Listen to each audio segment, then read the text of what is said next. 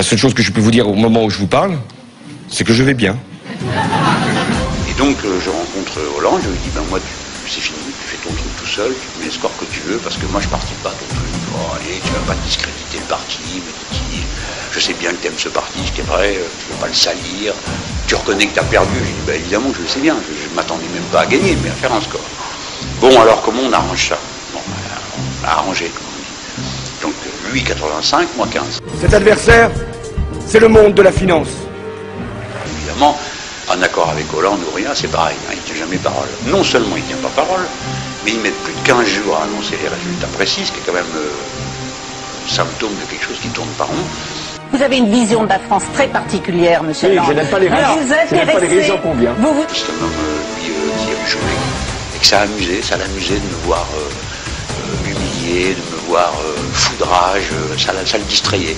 Attendez, comment vous pouvez ne pas admettre l'idée que pour être président de la République, il faut avoir fait ses preuves dans des activités qui intermédiaires. Il a aucune expérience. Vous pouvez pas prendre ce risque-là, mais c'est ridicule. Je comprends même pas qu'on se pose pas la question. Vous croyez que c'est ça qu'on a besoin? Non mais attendez, moi, ouais, on est malade. Vous avez pas remarqué qu'on est malade dans le monde? Que pour l'instant, il y a 2 mecs qu'on entend. Les autres, on les entend pas. Il y en a 2 qu'on entend. À chaque fois, c'est Obama et Sarkozy. Vous voyez Hollande là, parler de quoi et avec qui?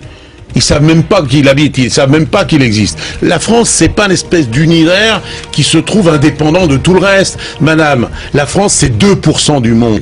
Encore un exemple sur la fiscalité. Je vais aligner la fiscalité du capital sur le travail. J'en ai parlé, c'est ce qui se voit. Ah, ça a l'air d'être une mesure de justice. Seulement le capital, je vais le raréfier. Sans capital, je n'aurai pas de croissance. Je vais taxer plus les gérants du CAC 40. C'est ce qui se voit. Or, ce qui ne se voit pas, c'est que la plupart de ces entreprises ne gagnent plus du tout d'argent sur notre territoire. Sur la banque, je vais interdire aux banques d'aller dans les paradis fiscaux. Ah, c'est bien. Seulement, moi, je suis banquier, je vais à Londres, c'est pas un paradis fiscal, et quand je suis à Londres, après, je vais où je veux. Donc attention, effectivement, à cette politique qui prône l'évidence, qui prône les effets vertueux de l'évidence, alors que les effets vertueux de l'évidence seront peut-être économiquement néfastes. Malheureusement, les gens ont tendance à voter pour l'évidence.